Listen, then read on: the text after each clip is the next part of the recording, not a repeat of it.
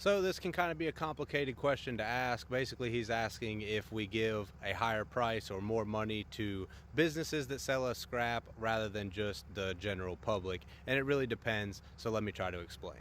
There's basically three factors that are going to drive how material is priced, and that's going to be the grade of material, so what type of material it is, how clean it is, so is it sorted from other materials and completely segregated, and then third, of course, is quantity, so how much material are we purchasing at one time.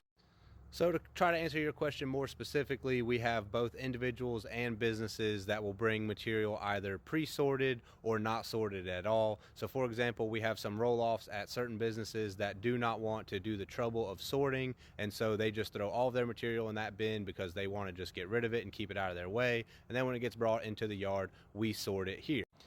And we also have individuals that do the same, but when you bring your material in mixed, you're of course going to get a little bit lower of a price than if you bring everything completely sorted and segregated.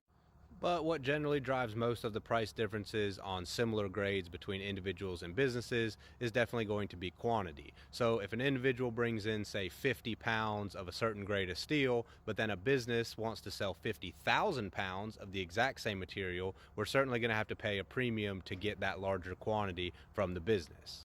And I know some of you guys are going to comment and say that that's not fair, but you have to understand when you're purchasing material in smaller quantities, you have more of a market risk because you're having to hold that material until you have a larger quantity to sell it. And in that time, the value of that material can decrease and therefore you won't make as much money. Or if you paid a premium price for it, you may potentially lose money when you sell.